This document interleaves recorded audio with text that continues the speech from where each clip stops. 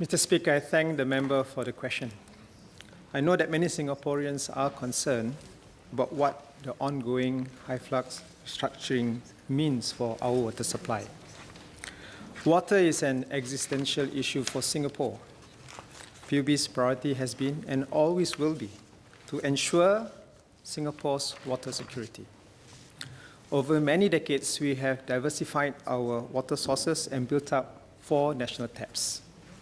New water and desalinated water are integral to our water security, and as they are weather resilient and can supply water even during dry spells. As part of our plan to build up our desalination and new water capacities for our water security, the government has partnered the private sector to design, build, own, and operate some of our desalination and new water plants. Today, we have 5 new water plants and 3 desalination plants. Out of these, 3 of the new water plants and 2 of the desalination plants, including Tuas Spring, are based on a public-private partnership or PPP. The remaining 3 plants, as well as all our other water supply assets, are owned and operated by PUB.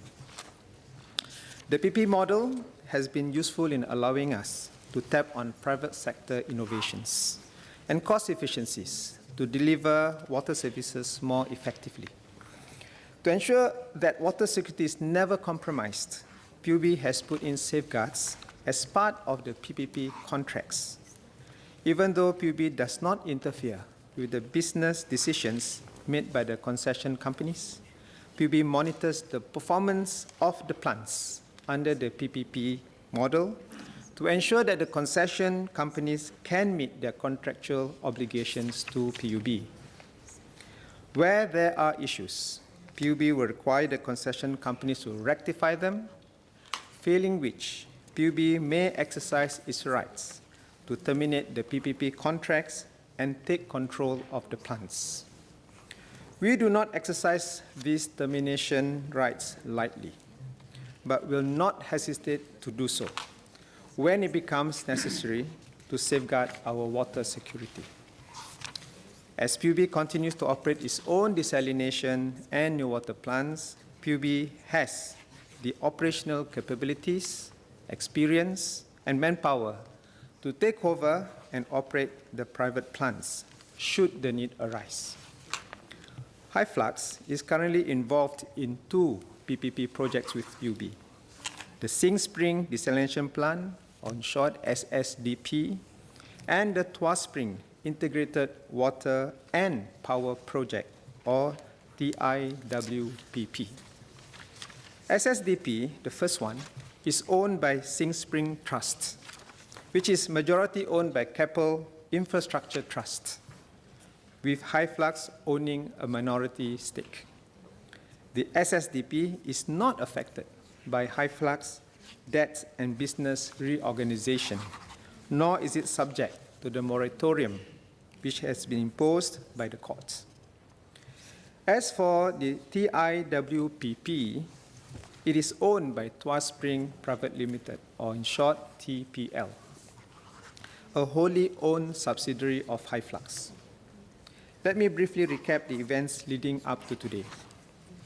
In 2010, PUB called an open tender for a 70 million gallon per day desalination plant to be completed by 2013. In its tender bid, Hyflux proposed a different business model, one of an integrated desalination and power plant. Hyflux made a business decision to build a power plant that has a capacity significantly more than what the desalination plant needed, with the intention of selling excess power to the national power grid. Hyflux bid met PUB's requirements for constructing and operating a desalination plant, and was the most competitive bid among the submissions. PUB also took into account Hyflux's expertise and track record. Thus, PUB awarded the tender to Hyflux in 2011. As with other such PPP projects, PUB built-in safeguards in the Water Purchase Agreements, or WPA, signed with TPL. Since 2017, TPL has been experiencing difficulties. So this is 2017. They have been experiencing difficulties fulfilling its contractual obligations under the WPA. These include a failure to keep the plant reliably operational as required. More recently, it has also failed to produce financial evidence to demonstrate its ability to keep the plant running for the next 6 months. PUB gave time to TPL to try to sort out its problems, but PUB's concerns have been growing over time. To safeguard our water security, PUB issued TPL with a default notice on 5th March 2019 to require TPL to remedy the defaults within the default notice period. If they fail to do so, PUB will terminate the WPA and take over the desalination plants. This is to ensure that the critical assets remains safe in safe hands. Let me repeat that. This is to ensure that a critical asset remains in safe hands and avoids uncertainty over the operations of the desalination plants. Ultimately, PUB actions are based on our overriding objective of ensuring Singapore's water security and that water continues to be reliably produced at the plant to meet the needs of Singapore and Singaporeans. The purchase price for the desalination plant will be determined by an independent valuer in accordance with the WPA. Based on current valuation, the purchase price is negative. Let me repeat that. The purchase price is negative. And TPL will hence have to pay PUB a compensation sum. TPL itself has stated that there is a high likelihood for this. The desalination plant has been and will likely continue to lose money for the next few years. In addition, PUB would have to incur costs to make good the plant and ensure that it operates reliably for its remaining lifespan. However, given TPL's current financial position, PUB is unlikely to recover the compensation plan sum from TPL. PUB has therefore indicated that it is willing to waive the compensation sum and purchase the desalination plant at $0. Let me be clear, therefore, PUB's actions do not weaken either TPL or Hyflux and do not disadvantage those who have invested in Hyflux. Indeed, it is quite favorable to TPL. TPL has in fact noted in its letter to PUB on 20th March 2019 that if PUB terminates the WPA, it would alleviate the pressure on the rest of the Hyflux group. It positively impacts Hyflux's value and hence the value of the Hyflux shares being offered.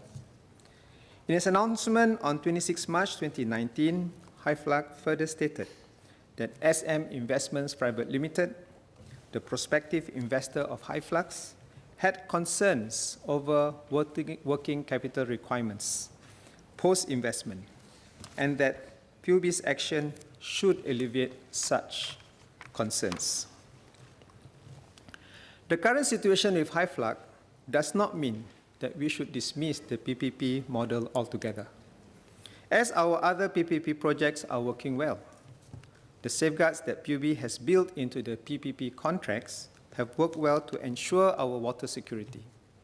In fact, TPE provides an example of how these safeguards are robust and have served the purpose.